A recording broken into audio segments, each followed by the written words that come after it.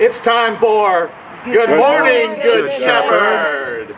Welcome everyone, 2230 Walton Way in a beautiful Augusta, Georgia for the weekly production of Good Morning, Good Shepherd on this beautiful foggy day. Well, it's Sunday, and what else is it? It's Master Sunday today. Oh! Andy didn't get the memo. I don't even How know you if like they the play jacket? in the Masters. Now, Bunny got a memo that said dress appropriately, so she puts on a bishop shirt.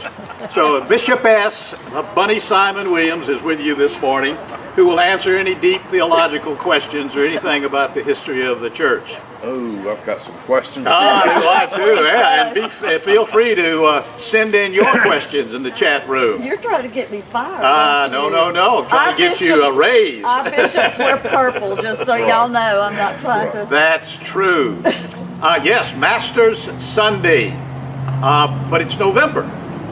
Now, what it had been April the 12th instead of November the 15th. What would have been going on that particular day if we'd have gone ahead and had Masters? Would it have been Easter this Sunday? Would This it- year? Okay, Bunny says, would it have been Easter? Next year. This year it would have been Easter. Yeah, yeah. Way to go, buddy. I'm not sure you're ready to be bishop, but anyway. Yes, it would have been Holy Week. And one of the interesting things that happens in Augusta is every now and then the Masters and Holy Week, they bump into each other, big time. And let me tell you an old Alan Clarkson story. Alan Clarkson was rector here, started in 1942, and was rector for 37 years. Wasn't too many years after Alan was rector here that Masters and Holy Week bumped into each other. And this drove him beyond crazy. Because guess what happens? People are on Washington Road and not at 2230 Walton Way. Attendance was down, interest was down, everybody was focused on the Masters. Particularly in those years as they were making that great comeback in the 50s after the Second World War, and Arnold Palmer was swashbuckling down the fairways, and it was becoming very popular. CBS had introduced color TV. So this is driving Alan crazy. So Alan says, okay, like he did, take the bull by the horns.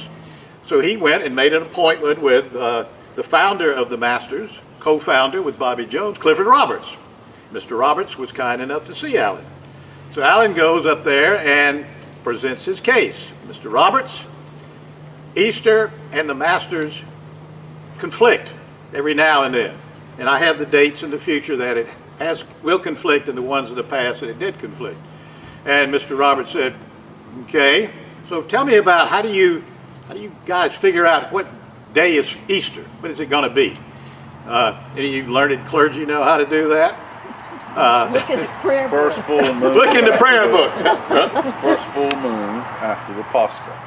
At the 21st, after the 21st of March, first full moon, first Sunday after the first full moon, and it cannot be on the 22nd of March or 25th of April, something like that.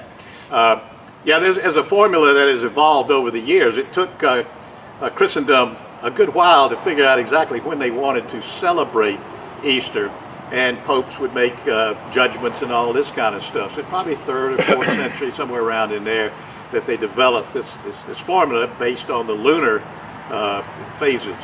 And so it's movable, and it moves. Well, Mr. Roberts, after Alan explained that to him, said, well, that's very interesting. The Masters is always held the first full week in April, except the very first one was the last full week in March, and the weather was so bad they said, we got to change this, and they did. So it's always, Mr. Roberts said, the first full week in April, and you guys can't figure out when you want to have Easter. So what I suggest to you is you go back home and figure out when you really want to have Easter. Click, end discussion. Well, Alan took it like a man and went back and had to fight back and forth with all those decades with the conflict between Masters and Holy Week. But Alan got back at Clifford Roberts, sort of. President Eisenhower was in town, and Roberts called Allen and said, President's in town, he would like to come to church on Sunday at 10 a.m. And Allen said, well, our services are 9 and 11:15. We don't have a 10 a.m. service. Mr. Roberts said, well, how about making a special 10 a.m. service? And Allen said, we have a 9 a.m. and 11:15 a.m. service, and click. Well, guess what happened? The president went across the street to read. And he laid the cornerstone over there. And he laid the cornerstone over there.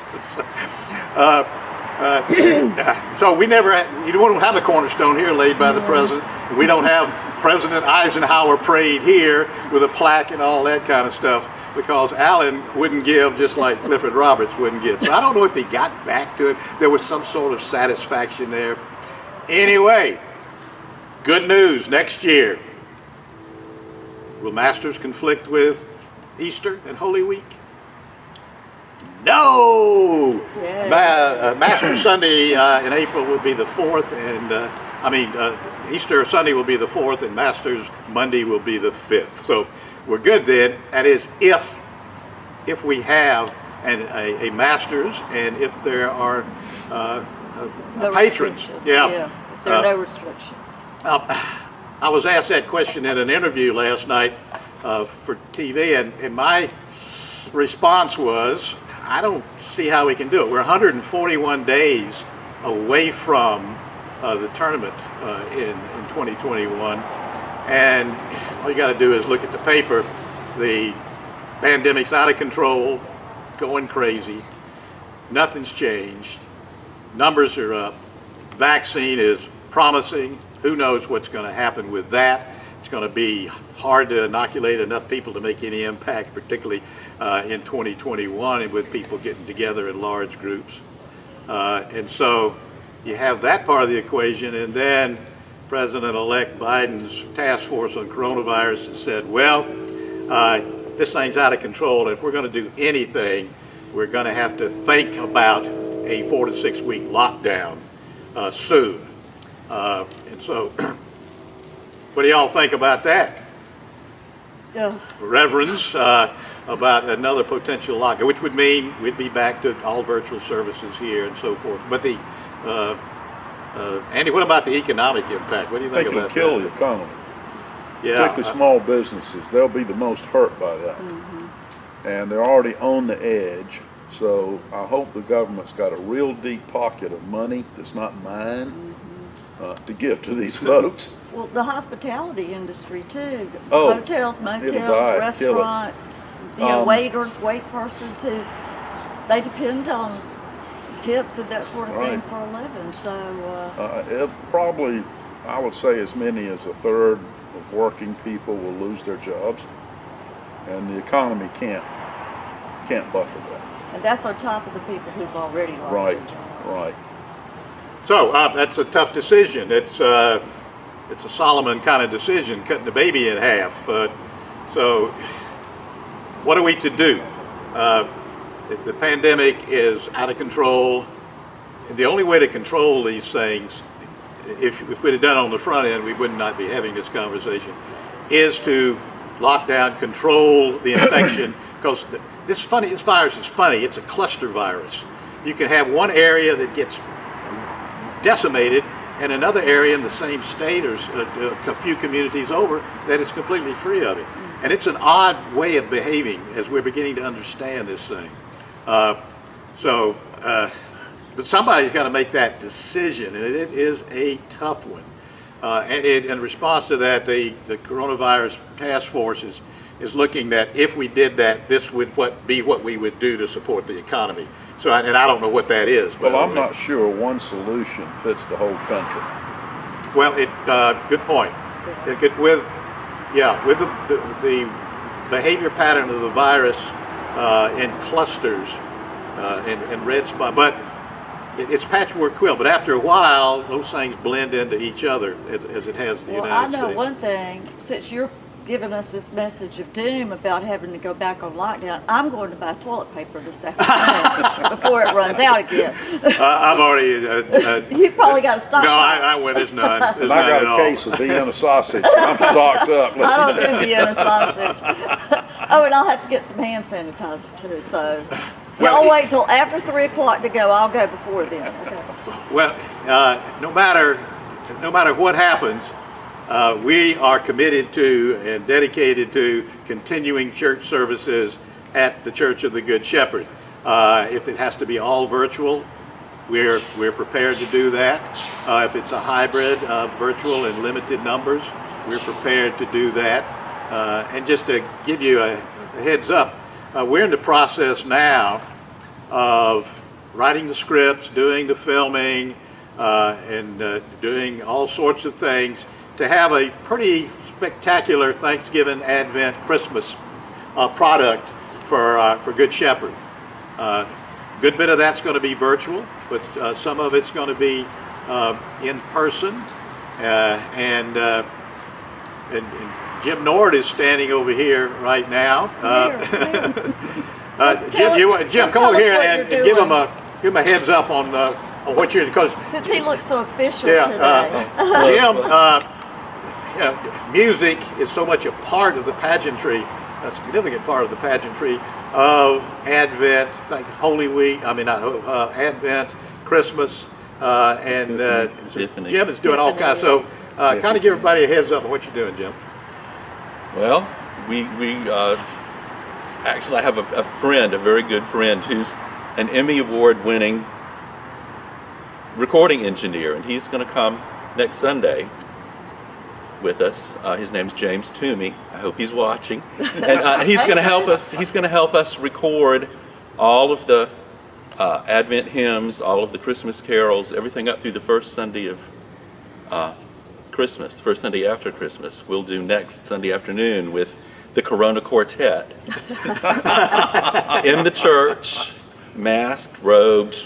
You'll see 4 people at a time in the choir loft. And y'all have Compline services that are. Oh yeah, will well drop soon, right? that's a little different. We, as a special project, just because we're so desperate to be together and to sing, and it's so dangerous, we took the order for Compline, the most wonderful service that we've done some nights, and learned how to sing it in Gregorian chant. And then we recorded the men one night and the ladies another night, in masks, socially distanced, standing around the labyrinth in candlelight, and sang the Office of Compline. So it is due to be released at any moment, and you can go anytime you want to use it as your own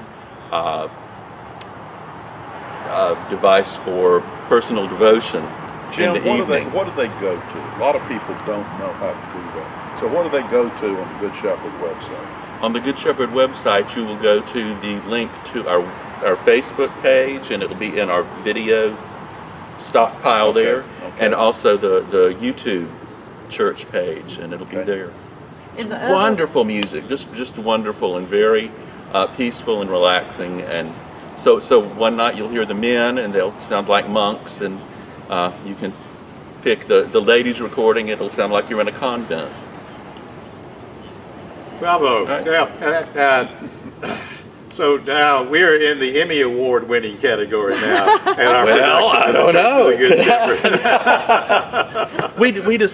We just hope that it means something to people that get to listen. Yeah. Because this is such an awful time for music, since we can't sing when we're in church because it's so dangerous. And one of the things is with cameras and with all of this virtual stuff, we are able to listen to it whenever we want to, which is good. So if you are feeling that you want to be hearing Christmas carols, you could go and listen to the services that we're doing, those sorts of things. So, And the Christmas Eve virtual service will be lessons and carols. We'll have parishioners reading the lessons from their homes, and then we'll have some carols in between the lessons, and you can click on that and listen to it while you're fixing your Christmas dinner if you want, or listen to part of it and listen to the rest later. Or gonna listen be to it great. many times. yeah, Yes, yeah. it's going to be great. Yeah. It is Okay, I've gonna got to be- go to church. Okay, Well, bye. that's right. Andy has to go to church. Andy has to go to church because Andy's a preacher man this morning at 9:30, and I will be there at 11. And I was there at 10. And I've already Bunny will be recorded there mine. at 10.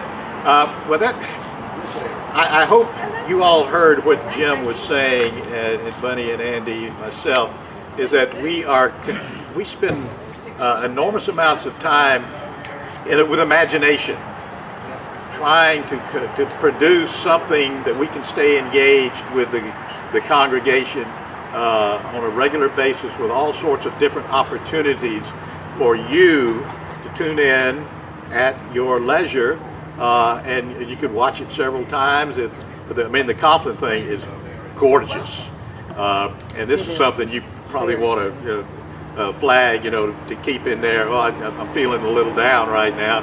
Click. I think I'll do the Good Shepherd Compline service and get some piety, some devotion, and it'll uplift you. Anytime you do something spiritual, at least I do. I'm sure you do too, but I always feel better for it. Oh yeah.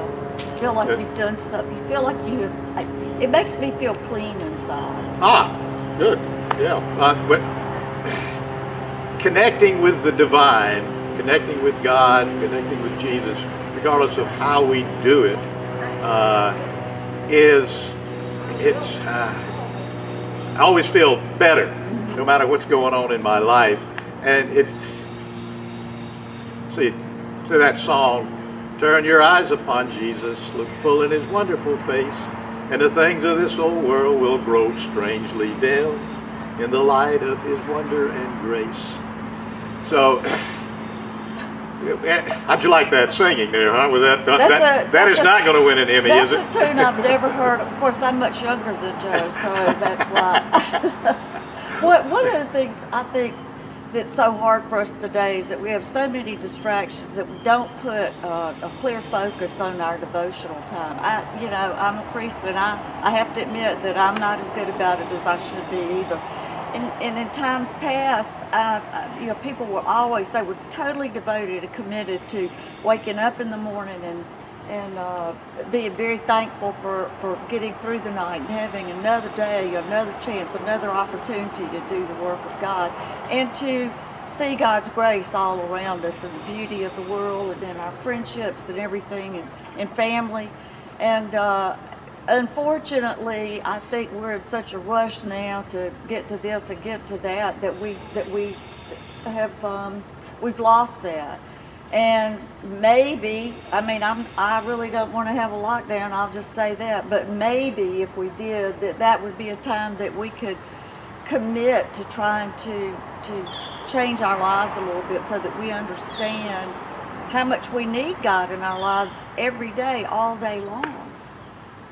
Yeah, you're exactly right. This, the practice of piety and devotion is a discipline. It is. And it's something that we get distracted from all the time. If any of you have ever been to Crescio, you will get in an environment where you flip that around. The world is outside of Honey Creek, and you're inside there with people of great faith who love you regardless. And it's a whole exercise in learning to practice your piety and get in that habit. Human beings are creatures of habit. One of the reasons that if I miss church for any reason at all, I feel empty. I feel something's wrong. And that's because, not so much that I am devoted and just such a wonderful human being. It's because my mama, back when I was coming up, she said, "Joe, we going to church." I said, "I don't want to go to church. I got a stomachache," or whatever kind of excuse. "I got a floss this morning. I can't go to church." I was in there, and so I got into the habit of it, and then becoming a member of Good Shepherd in 1975, the opportunity to go to church a lot, which we do. We have a lot of opportunities to be a part of church. It's almost something every day or every night. And so it's that habit, and for me that's what regular church going does to us. It becomes a part of us, an integral part of us. I hate to use the word addiction, but maybe it becomes a spiritual addiction. I hope that's a good thing. I'm not sure, but I think it is. And just that over and over and over and over again. It's Putting it first. Huh? Putting it first. That's one Putting of it the first, problems when, yeah. about the time that I was raising my children a little bit before we started, traveling soccer teams, traveling baseball teams, and so people would have to be out of town and that sort of thing. And so we have all these conflicts going on in our lives. And I, like you, was raised in a family that on Sunday you went to church. And I brought my boys up that, on Sundays they had to go to church. They had to put on a coat and tie or a suit. And sometimes there was some moaning and groaning, I will have to say that. But in the end, we made them go. Now, I have to say, I wish they'd come a little bit more often now, but, now they have an excuse, nobody's going. And that's something that's worrisome to me, is that I want people to stay in some sort of habit of Sunday morning being devoted to family time together, of worship, praise to God, because hopefully one day, knock on wood, this pandemic will be gone, and the habit of going to church, is compromised right now, and I want us to be able to bring that habit back into our lives when this is over.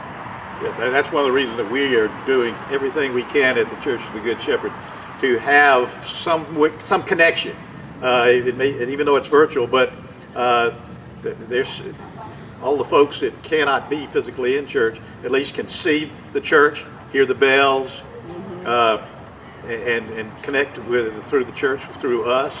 But your thing about the family devotional and everything, that was so much a part of the fabric of my life growing up.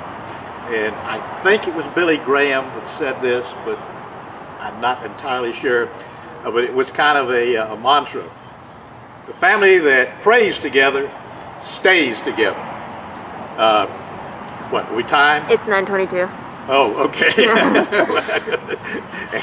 Avery is our trusty producer and director here this morning, and so she's keeping us on right on time and everything. Anybody chatted in or anything? Just people saying good morning and saying that they miss you guys. Good. Well, and good morning back at you. And we miss y'all. Yeah, we miss y'all big I time. can't begin to tell you how much I miss you. And that was one of the things when I was doing the interview last night. The person said, "Well, what do you miss most about the Masters?" It Jack Nicklaus, Arnold Palmer, Gary Player, now Dustin, all the great players of the game. I said, no, the thing I miss the most are the people out there. Over the many decades that I've been going to the Masters, I've got friends that stay with me, and I've got friends that I only see once a year out there, bump into them. We say, well, I'll see you behind the 8th tee. I'll see you over by the big oak tree at the clubhouse. These kind of things. And that's what it just is the empty place. I miss the pimento cheese sandwiches pretty much too. I mean, Don't forget that. I'm going to break down sobbing uncontrollably here in a moment. But it's always the people, and that's what church is all about too. The people that come together in a community of faith to worship the risen Christ in the beauty of holiness and enjoy all the pieces that make the whole part of that puzzle put together. That whole collage, that mosaic that makes the church experience so meaningful to us. But it's the people. The silence is deafening. The silence without y'all being here. And I on Sunday mornings, or actually on Mondays, when we take the service for the following Sunday, and you get into the pulpit to preach, there's an energy that is provided by the congregation, and each service is different. You have to temper your sermon a little bit based on the congregation at that particular service. But there is, in order to get those juices flowing, there's to get up there to do the sermon. Part of it comes from y'all and seeing your faces out there, and knowing that most of you are listening. Some, of course, have sort of nodded off maybe, particularly if Joe is preaching. But Everybody needs their rest. right, that's exactly right. So that is a time, and the other time I just miss so much y'all coming to the altar rail and being able to touch your hand as I put the host into your hand. There's a connection there that it just cannot be imitated. And so please know how much we do miss y'all here on Sundays during the week when people were coming in and out. It's very sad to see a place that's usually so alive and so full of energy here to be silenced for right now so much. I completely agree with that. Maybe the greatest thing that ever happened to me, other than Mary and Sissy, or Sissy marrying me, was becoming a priest. Yeah. And becoming a priest, you think, well, oh, you're close to Jesus and you're representing God and all that kind of stuff. Well, yeah, true, but the greatest thing you just articulated, Bunny, was that connection with people. We've had to develop almost Academy Award acting skills when we're in there filming and there's not a soul in there. Yeah. And we are having to pretend there is somebody in there. And she's exactly right. I draw so much energy, so much spirit from seeing the people in there. And of course, I hope the bishop's not watching, but I tend to ad-lib the liturgy sometimes. Yes. And I do it based on what I see and feel from the people that are in there.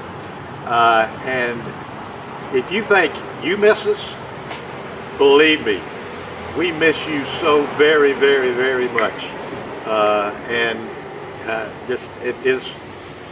It's just terrible, but it is what it is. Yeah. And so that's why we have to continue to stay connected as much as possible with not just the virtual phone calls, writing notes, whatever you can think of. And that's not staying connected with your clergy, that's staying connected with each other. Yeah. And that part there is extremely important because of all the friendships that everybody's developed over decades and all that means to us. But we're in for a lot longer here, and so we will continue ourselves to see what we can do to come up with our imagination and maybe some help from the Holy Spirit, a lot of help from the Holy Spirit to produce things that will keep us connected. And don't forget too that we do offer that you could come into the church for a 30-minute span of time. You can ask for communion if you want it, but you call and make an appointment. You could call the office 706-738-3386, or you can call one of the clergy. And also too, during this time, remember that we are still here for you. And if you need special prayers, if you need to talk, we're here for y'all. So please remember that. And reach out, like Joe has said, reach out to the people that, that are used to sitting around you at church.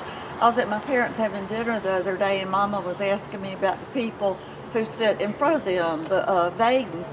And I was like, yeah, I've spoken to them. And so we right then started texting, and then we called each other back and forth. So when you think about somebody, that's the Holy Spirit talking to you. When you think about somebody, pick up the phone and call them, or text them, or write them a note. People love getting a letter in the mail. That's like getting a Christmas present or finding an Easter egg, and it's a lost art. So I love getting a note in the mail. It's great. One of the ways that we did a little connecting was last Wednesday, which was Veterans Day. It was right here at the Lich Gate. We had a service and had the new Sanctus gong out and rang 11 times for the 11th hour of the 11th day of the 11th month. And we concluded with one of the most meaningful experiences I've ever had in terms of a service and a Veterans Day service is everybody was given the opportunity. What did we have, 20? Yeah. About 20 folks were standing out here, and the rain had stopped, and we're given the opportunity to come up, ring that beautiful Sanctus gong, and then state the name of their veteran, name, rank, not serial number, but branch of service, and time of service. And one of the great things that happened as people were coming up, where children came up and rang the gong, and then gave the name of their grandfather who was in the Second World War, or a grandfather or something like that in Korean War, and that sort of stuff. What the names they said were like Papa, Papa. which I loved it. It wasn't, Joe Bowden. It was Papa. It was which Papa. great. Papa. World War II, United States Army, 1942 to 1945. It was absolutely wonderful. And I'm sure there might have been some other veterans remembrances that day, but I don't know of them. So just want to do a shout out for Good Shepherd. We have always been a church that honors veterans and honors our brothers and sisters who serve at Fort Gordon. So I thought that was a pretty neat day. Yeah. That really was. Very good. Well, I think Wait, let's tell them how we knew each other. how we knew each other. This is an interesting little story. You tell them how we knew each other. When I was a new graduate, I worked in the operating room as an OR nurse. And Joe was the chief of GI surgery. And I was room 1 in the old Talmadge. I was in charge of that room. So Joe and I have known each other since 1975. At that point in time, he was the doctor, I was the nurse. He only made me cry one time. I thought it was 3. No, it was one. Dr. Parrish made me cry Oh, okay. 3 times. It was you. You made me cry once, and I will say that day I did deserve it, okay? But, so we've known each other a long time, and I'm enjoying so much on days. This is one of the things that I dislike about not being in church, is because when he's the deacon, I get to be the boss of him if he is the assisting priest. So I'm not able to be his boss right now. Now you're back being my boss again for, 5 or 6 more weeks until Ted and Allison come back. We look forward to welcoming them back here to Good Shepherd. And we're fortunate that the person who will serve as our interim rector has a history here, has a love for this place and for the day school. And so, and Allison's worked many hours in that kitchen in there too, good so we're grief. glad to Yeah, have her yeah. back in the kitchen and helping us too. So we look forward to welcoming them. I hear they bought a home On here McDowell, on yes, McDowell Street. yes, right close by here. Yeah. Very close by, so we're excited about them coming back. And so Yeah, the future looks good. The future looks good. It really does, and it looks good because you have a great vestry. You've got a great interim coming. You got great folks. The staff here is unbelievable. I mean, unbelievable. And they are committed, and they're loyal, and they're hardworking. So the future looks good. Now, you got a little thing in the mail about the finances coming up here.